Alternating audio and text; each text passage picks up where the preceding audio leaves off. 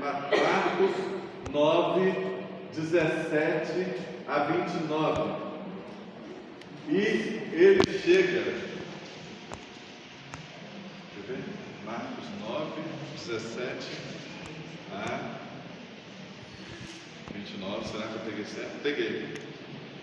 Aquele jovem possesso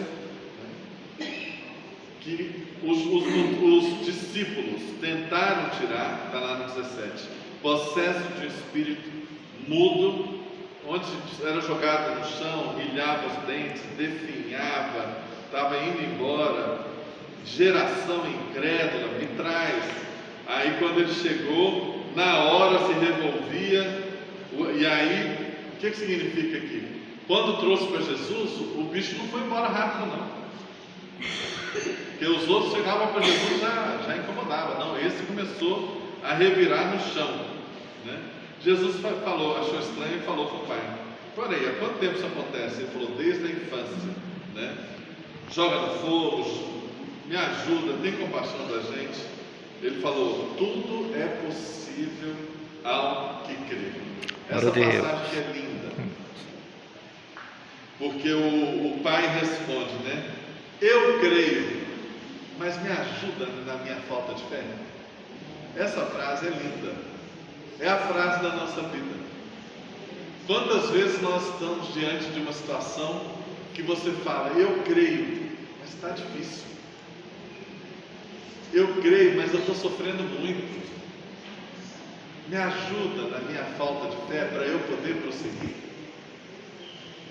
E aí Jesus disse: "Espírito, eu te ordeno, saia." E ele, gritando muito, saiu. O menino parecia que morreu. Jesus ergueu, levantou. E aí os discípulos chegaram falando para ele, falaram: "Seu mestre, a gente já tinha expulsado vários demônios, por que esse a gente não conseguiu?" E ele fala: "Essa casta não pode sair senão por meio de oração e jejum." Então o jejum é importante para enfrentar o diabo. Toda vez que você assistir uma notícia sobre a Câmara Federal, sobre a Prefeitura, sobre o governo do Estado, lembra que essa casta, muitas vezes, só resolve com jejum e com oração, né?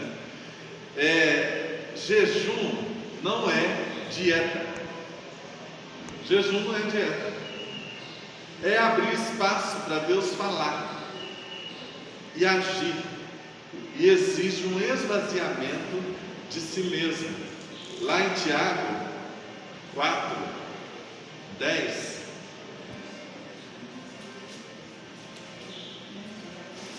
olha lá, Tiago 4, 10, diz assim: "Humilhai-vos na presença do Senhor, e Ele vos exaltará." Ou seja,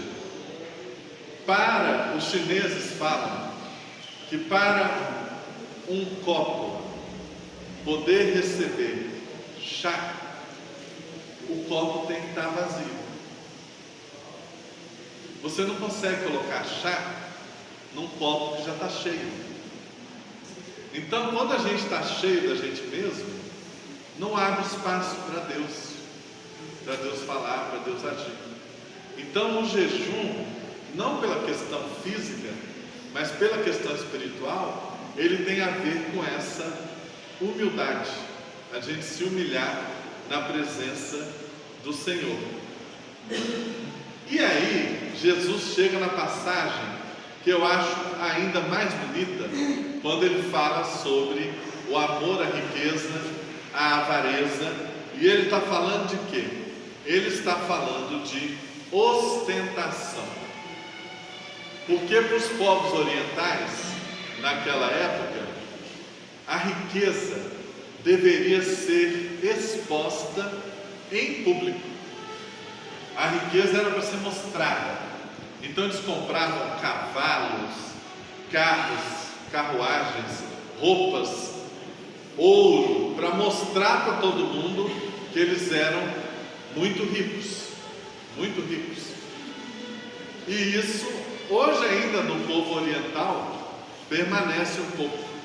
Eu me lembro uma vez que eu fui no Egito e o rapaz me explicou que as mulheres muçulmanas que andam cobertas, às vezes até com burca, cobre tudo, quando elas estão só entre as mulheres e que elas tiram aquela parte de cima, às vezes elas têm colar e pulseiras de ouro no braço inteiro, para uma mostrar para a outra que ela é mais rica, que o marido dela é mais rico.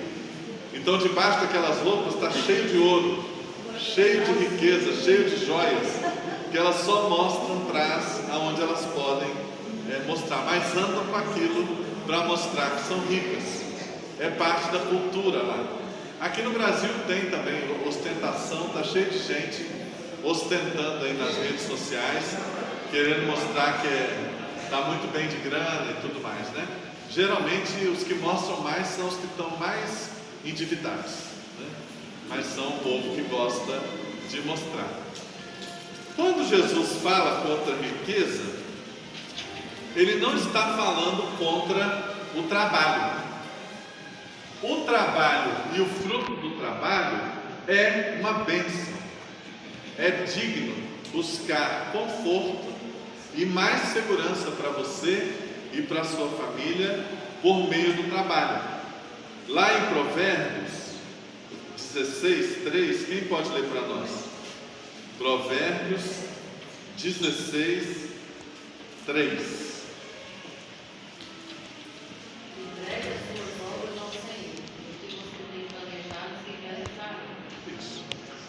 Confia ao Senhor as tuas obras e os seus desígnios serão estabelecidos. Quando você vai trabalhar, você fala: Deus, vai na minha frente, me ajuda, faz as coisas acontecerem, abre as portas que precisam ser abertas, fecha as portas que precisam ser fechadas. Às vezes é mais importante fechar algumas portas do que abrir algumas portas, né? Orienta com quem que eu devo fazer parceria, quem são meus amigos, em quem eu posso confiar, quem eu não posso confiar, né? Então, Provérbios demonstra que o trabalho, quando está nas mãos do Senhor, ele abre caminhos para que os nossos desígnios sejam cumpridos. E outra coisa, porque teve muito cristão que, nesse anseio da volta de Jesus, resolveu parar de trabalhar. Eu vou orar para Jesus voltar rápido, então não preciso mais trabalhar. Muitos, ao longo da história, muitos tomaram essa decisão. Não, eu vou me dedicar só em oração, porque Jesus está voltando. Nós vivemos sempre uma dubiedade, porque nós devemos orar: Maranata, volta Jesus. Nós devemos orar. Mas tem gente que faz isso da maneira errada. Tem gente que está assim: o mundo está acabando. O mundo está acabando. Jesus está voltando. E está muito focado nisso. Geralmente são pessoas que não são felizes e que não querem ter o trabalho de ser feliz agora, porque ser feliz agora dá trabalho. Aí, como desistiu de ser feliz? Não, Jesus está voltando. Aí parou no tempo. Não quer mais se dedicar, conviver, trabalhar. Não, Jesus está voltando. E quando a gente tem medo de morrer, aí é que quer que Jesus volte rápido mesmo, porque ele está com medo de morrer. Ou, pior ainda, eu não quero que esse mundo continue a existir sem mim. Então que volta Jesus, rápido. Está errado. Nós devemos desejar que Jesus volte, mas pelas razões certas. Não é para desistir de ser feliz. Não é para desistir de trabalhar para ser feliz. E aí o apóstolo Paulo fez essa leitura lá nos Tessalonicenses, em Tessalônica, né? E ele vai falar em 1 Tessalonicenses 4, 11 e 12. Ele vai dizer assim, começando no 10, né? Eu exorto, irmãos, que vocês progridam cada vez mais. Trabalhem, tenham sucesso, alcancem objetivos, progridam cada vez mais e diligenciem para viver tranquilamente, ou seja, trabalhem para ter reserva, para você ter tranquilidade. Cuidar do que é vosso, trabalhar com as próprias mãos, como vos ordenamos, de modo que vos porteis com dignidade para com os de fora e de nada venham a precisar. O apóstolo Paulo orientando como que o trabalho é bom. Amém. E lá em 2 Tessalonicenses 3, 10 a 12, 2 Tessalonicenses 3, 10 a 12. Porque quando ainda convosco vos ordenamos isto, se alguém não quer trabalhar, também não toma. Meu, deixa de ser preguiçoso. Vai trabalhar.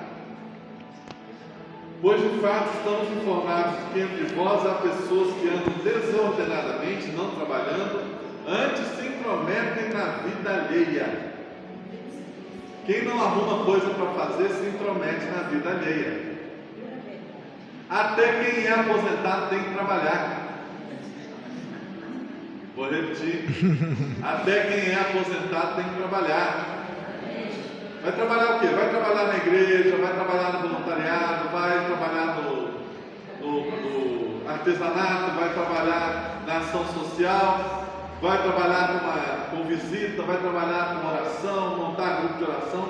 Tem que arrumar coisa para fazer. Quem fica assistindo muito a televisão está fora da vontade de Deus. Televisão não é bíblico, porque não tem televisão na época da Bíblia.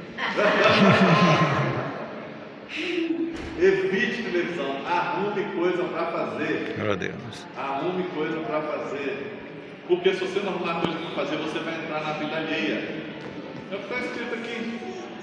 Não trabalhando antes, se intrometem na vida alheia. Por isso, determinamos e exortamos em Jesus Cristo que trabalhando tranquilamente comam o seu próprio pão. Eu estava conversando com um senhor ontem, eu estava em Salvador, da Bahia, quando eu fui palestrar, e eu conversando com um senhor que é podre de rico, e ele reclamando: minha filha casou com